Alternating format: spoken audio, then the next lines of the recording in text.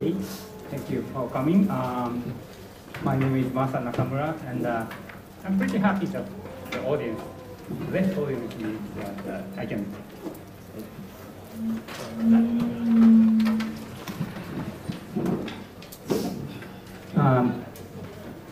And less hustle. Okay, let's start.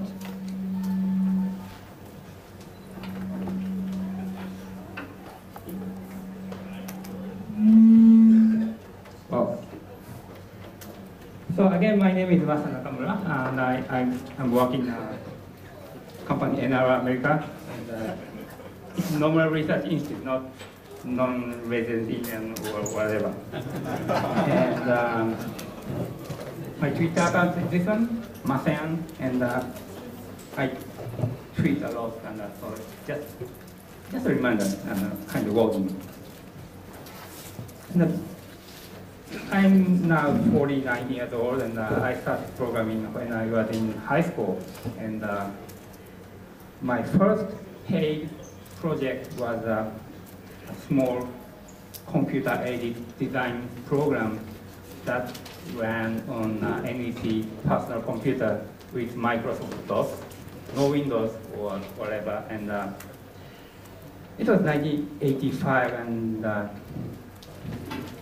obviously, there was no Google, so whenever we had a program, we had to read a guidebook, API guidebook, to find out, to solve the program.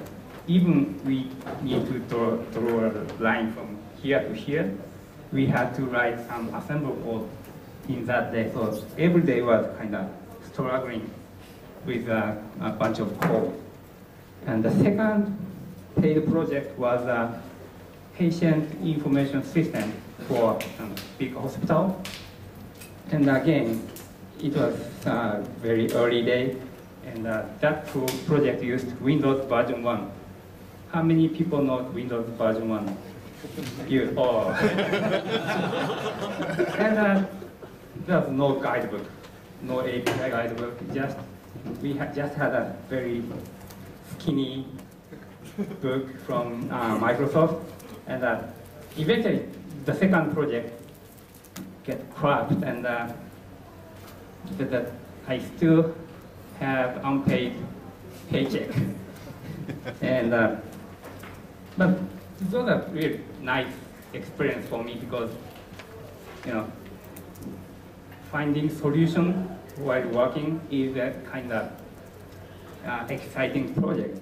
Then I started working at NRI back in 1987, where we had a bunch of big projects. Those are kind of boring, but well managed, and the income was very stable. And how many people joined the Jeff session this afternoon?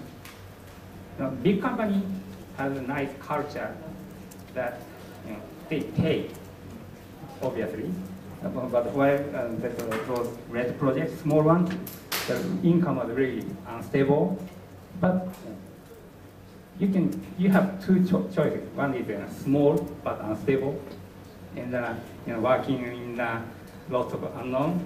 While this side is kind of stable but boring, and they focus on the visibility of the project.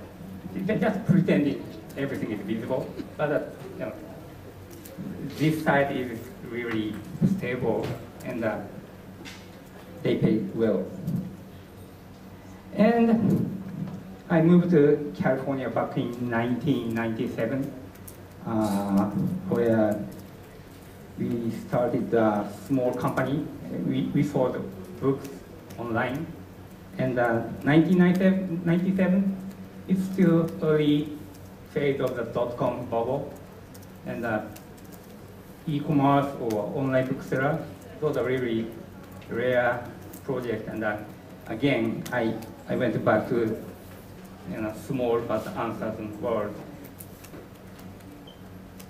So I know two kinds of software development projects: small and working with a lot of unknown, and big stable and focusing on the visibility of the project. And today, I'm going to talk about the culture of the software development. And let's start to watch a movie. It's called Office Space. It released on the end of last century, 1999. And the first scene is the kind of famous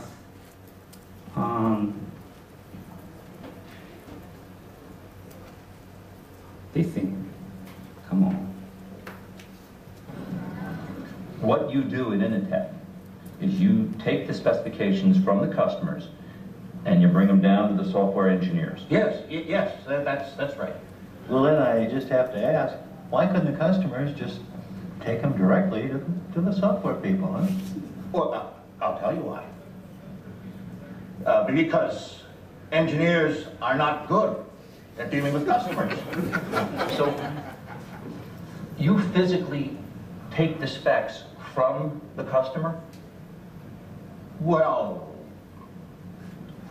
no, my secretary does that, or the fax. So then you must physically bring them to the software people. Well, no. Yeah, I mean, sometimes. What would you say you do here? Well, look, I already told you. I deal with the goddamn customers so the engineers don't have to. I have people skills. I am good at dealing with people. Can't you understand that? What the hell is wrong with you people? Okay, it's a pretty nice one. And this is Tom. And they are his boss. Both of them has a first name Bob. And Tom is working with a kind of middleman. They deal with goddamn customers and bad engineers. And both they hired consultants and who is looking for the target of headcount reduction. They are a professional of firing. And what are you doing here? They ask and Tom responds, I have people skill. And it is pretty funny because, in my experience, I did exactly the same job as Tom when I was working in a NRI. And the next one, this is pretty famous one, and I will show you two cuts from this movie. Okay.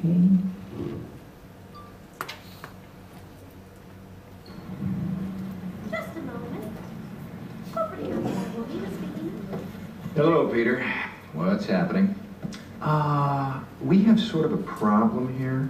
Yeah, you apparently didn't put one of the new cover sheets on your TPS reports. Oh, yeah. I'm sorry about that. I forgot. Yeah.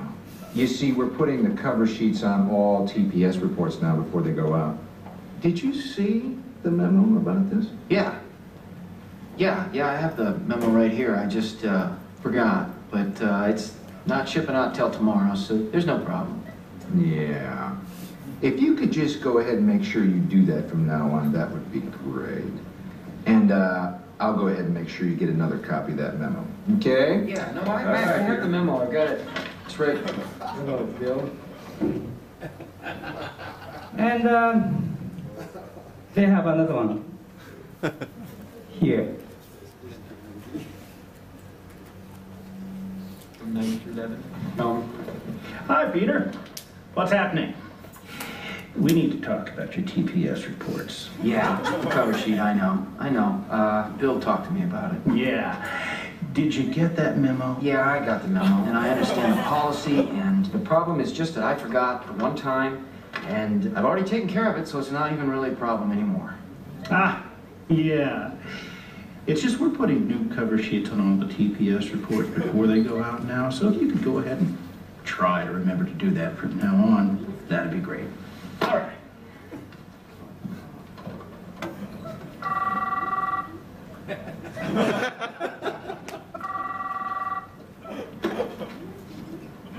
Peter Gibbons. Yes. I have the memo.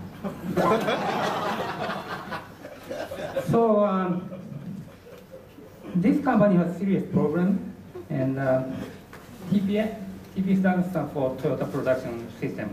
This time, test procedure sequence in Japanese text attention. And the Peter, obviously he is working for quality assurance section, and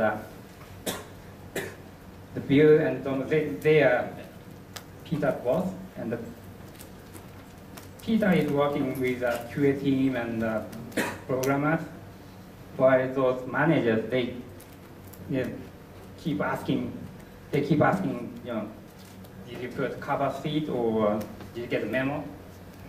And a kind of silly manager, because cover sheet has nothing with the quality of the program. They just focusing on kind of standards,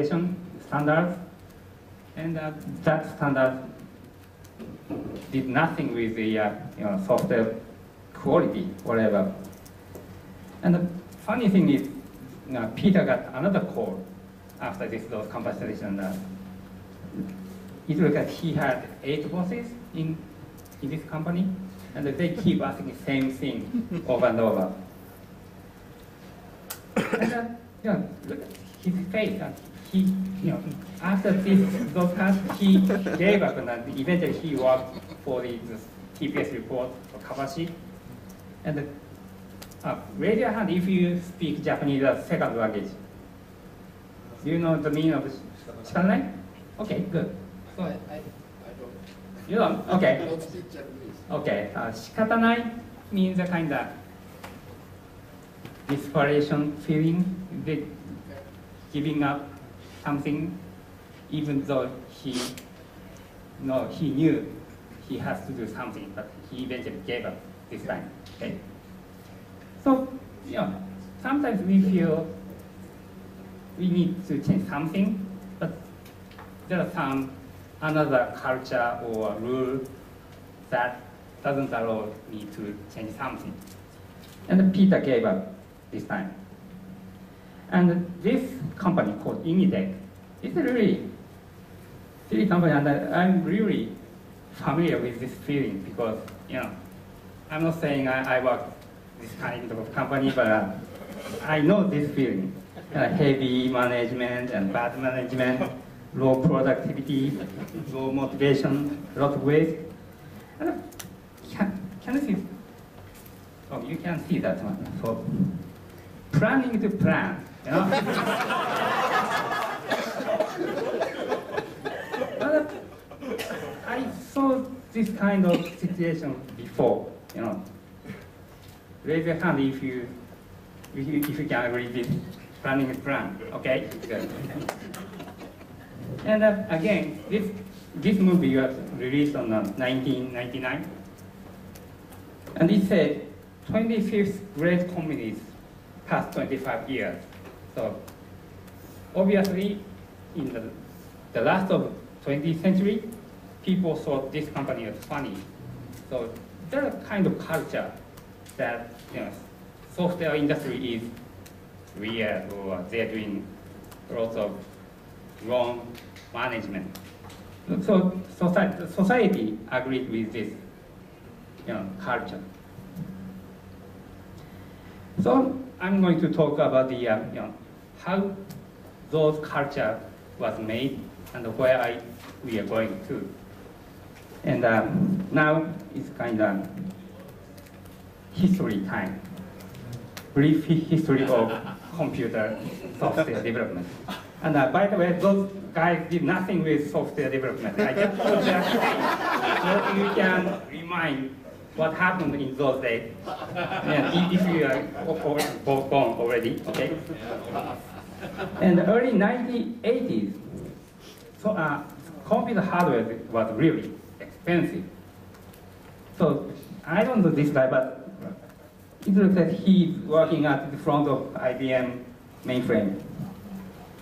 And the typical IBM 370, it costed $4.6 million. And it was roughly 10 billion yen. It looks like expensive, but it was really expensive because in early 80s, $1 US costed 220 yen. Whoa. Today, what? 79 yen? Stupid US. And those hardware are huge. They need one dedicated floor to set up this hardware. So expensive and huge. That means those are not toys for everyone. There are very limited organizations like big companies or government agencies who can afford those price and hardware size. So mostly those computers were used for long-term investment or strategic investment, like improving back office productivity, like accounting or inventory control, something like that. And those are not productive use case, but it generated some cash flow, like improving back office like 5% means their income will increase some sort of, but eventually they can get back the investment, investment probably 5 or 6 years later. That project could get black. And that means they don't need to hurry up the software development. Like delay of 1 month or 2 months did nothing with this cash flow. So they didn't need to hurry up. And indeed, they couldn't, because those big hardware had serious problem in their brain, like T-Rex. And how many people have iPhone 5 today? Raise your hand. Or nice. Not yet. Not yet? Okay. You're waiting? So IBM System 17 is a huge 1 million bytes of memory. And it processes 1 million instructions per second. It's really fast in that day. But your iPhone 5, it has 1 gigabyte of memory in probably 1,000 times faster CPU. So if your iPhone is like big suite room in a luxury hotel, that IBM mainframe is, this is I took this photo from some blog. It's a capsule hotel in downtown Tokyo. And if your iPhone 5 is like a jet fighter, supersonic jet fighter, IBM was viable. And what happens if 20 developers share this thing? It's just slow. And how slow was it? In early 80s, I still remember that there's no online terminal. So we had to program using this card. So each card represents one line of code. So if you write 1,000 lines of code, that means you have to get this thick of stack of cards. And those cards were carried to your data center using your courier, and the operator put those cards into the card reader like in early evening or late evening, so that you can get your results of the compile. And those compile lists were again sent back to you using the truck. So if the program was lucky, he or she could get the results of the compile next day. So it needs 1 day to fix a typo. So what happens if there was a design bug? Probably takes months or half year. And what happens if there was a serious bugs in a feature design? Probably it takes 1 or 2 years. So those are big waste. That means they need to prevent every bug as early as the project starts. So bug prevention was really essential. And in those days, BDUF, big design upfront, it was really important. So was Tom. Those kind of engineers were really valuable. That was early 80s. And time passing by. Time was passing by in mid 80s. There's a new breed of computers, cheaper, like Apple, Intel. Then in the mid 90s, there's a boom of internet. Oh, do you remember those guys? And the rise of internet, it was I don't show this movie. The net it was released on the 1995. Do you remember that? Okay, good. Then computers get cheaper, like sub 100K of servers or sub $3,000 of PCs. It was still for everybody, but more households could get afford the personal computers, and mid-small companies could afford with the those fast servers. And again, one more thing, one World Wide Web. And nowadays it's really,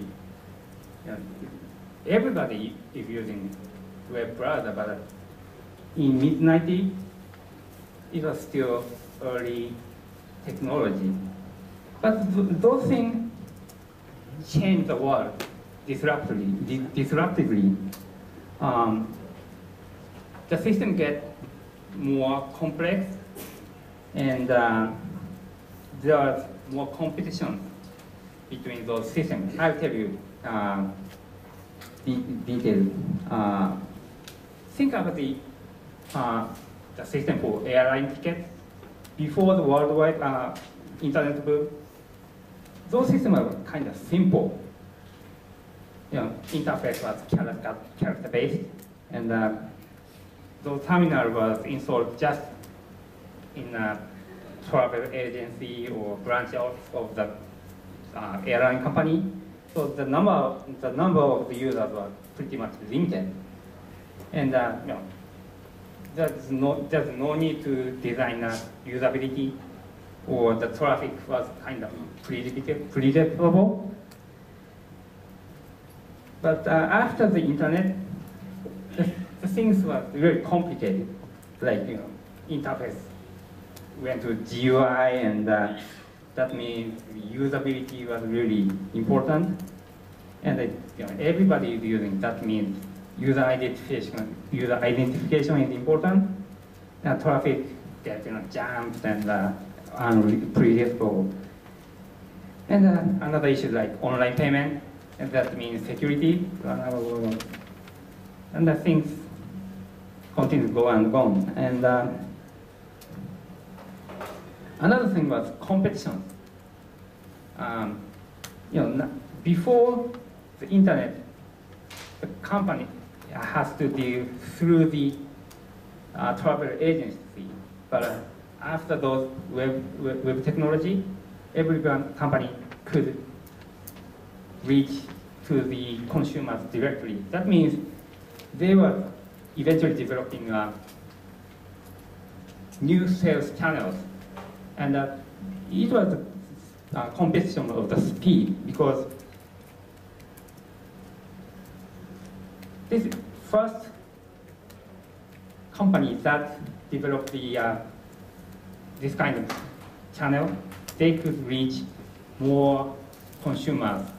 And the second one, they suffered they suffered with low income flow because they had to spend more advertisement, or they need to add more features to compete with the first runner. Think about the iPhone versus Android. Android came second, and they need to, Google need to spend more money to promote their new technology. And complexity and speed. To achieve the complexity as well as the speed, the classic BDUF didn't work. If Tom worked as he expected, that means long time of spending for designing and planning. That project gets really slow, and that means that project couldn't win for the speed of competition. And if the management eliminate Tom, that project would suffer with low quality of the product. That means those managers comes up and try to fix the problem, but obviously they just ask the cover sheet, and eventually it doesn't work. So by the end of the 20th century, BDF was so obsolete, and the new technology was expected. And now, I put this slide so pretty fast, and in this early 2000, the Lean and Agile came up, and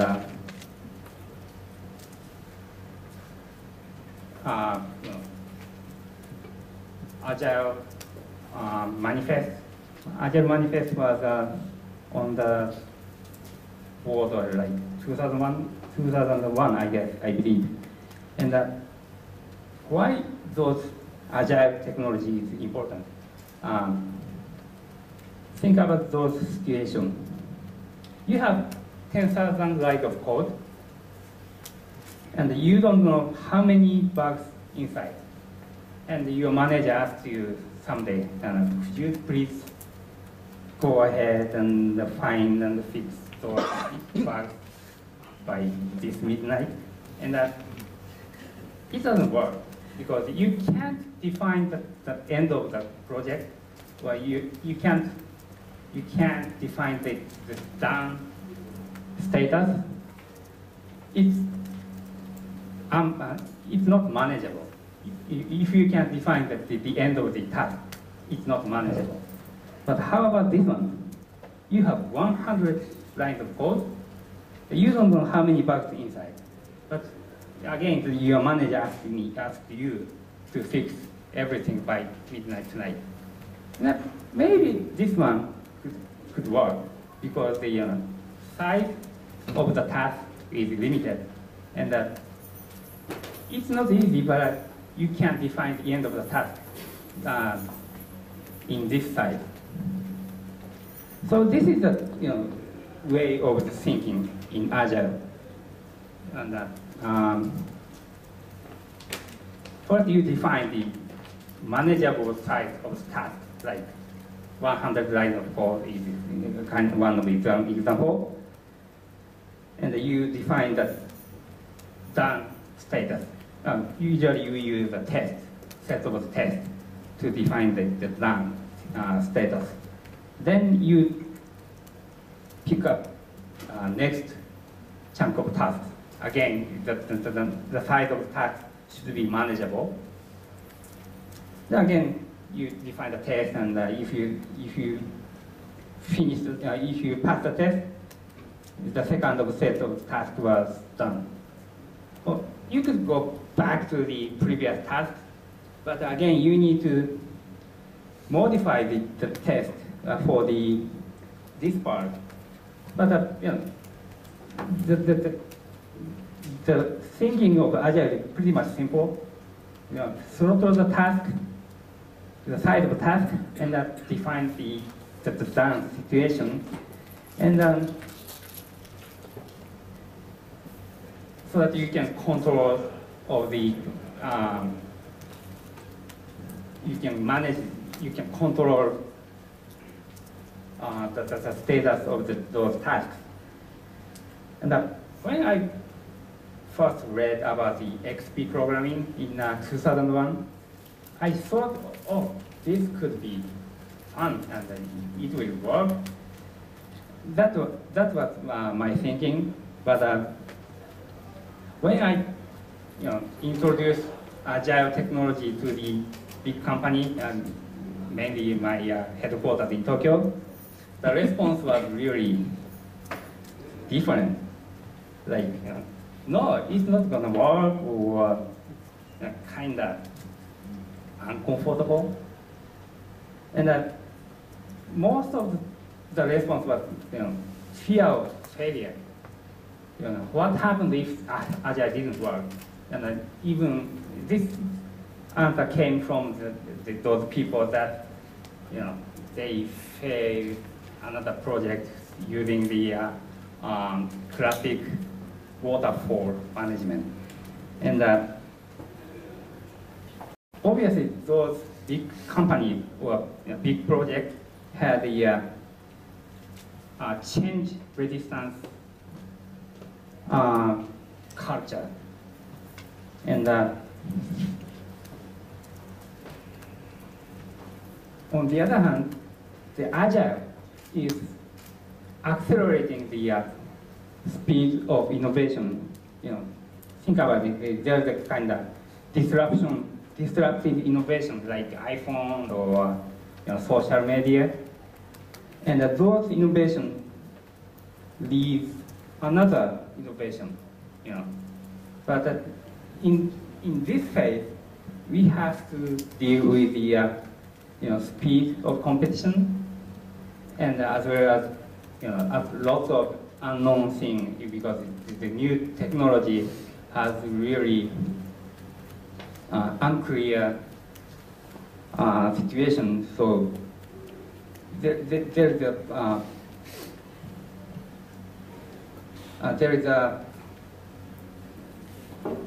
kind of condition that classic waterfall can't resolve. So what happened in this speed of innovation is that this side of big companies can't join this chain. That means big companies tend to either wait and do nothing, or they could jump in, but they couldn't join this flow because of the speed is really slow.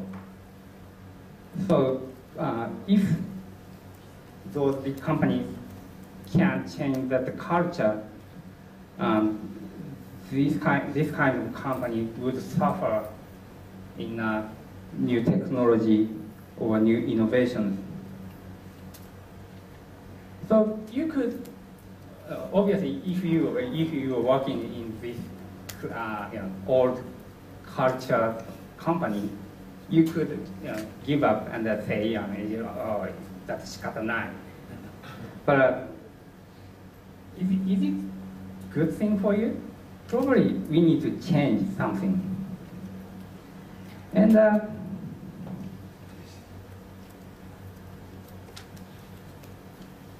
I'm going back to the office space, and what should we do? This will be a good hint for us.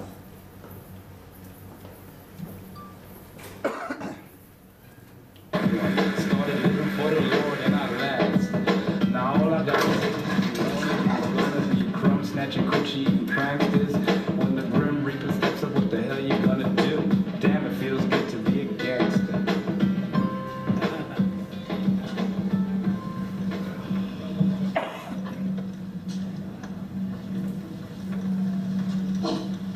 So, Peter, what's happening? Now, are you going to go ahead and have those TPS reports for us this afternoon? No. Yeah. So I guess we should probably go ahead and have a little talk. Hmm? Not right now, Lomberg. I'm kind of busy. In fact, look, I'm gonna have to ask you to go ahead. Just come back another time. I got a meeting with the Bobs in a couple of minutes. I wasn't aware of a meeting with them. Yeah, they called me at home.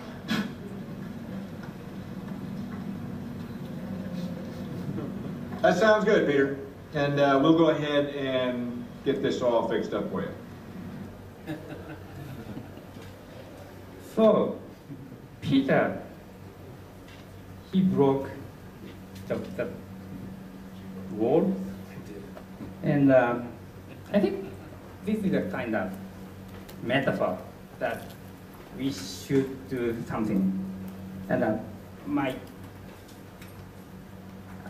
I think it's a good thing to break a rule or two. And I'm not saying, be criminal or being an outlaw. Those illegal things are not good. So. But what I'm saying is that find some rule that is interfering with your productivity or creativity, and then just ignore it. And if nothing happens, that's okay. You just find another rule to break. And if something happens, like manager said, "Hey, what are you doing?" That's a good thing. It's hiring. That could be good, but that's too much. But if the manager asks you, "What are you doing?"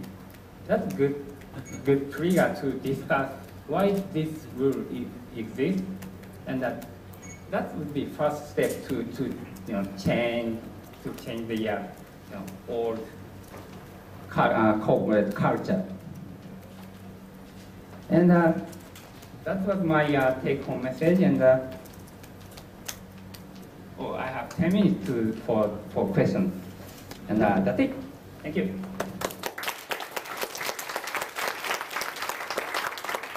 Thank you very much for Nakamura-san. Does anyone have any questions?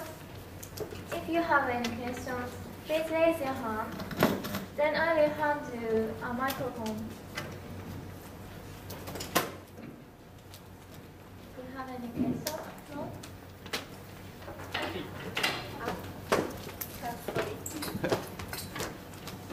I think I can speak loud enough. Okay, so thank you for your nice talk. So could you give me an example the rule you broke? Okay, pass. That's a good one.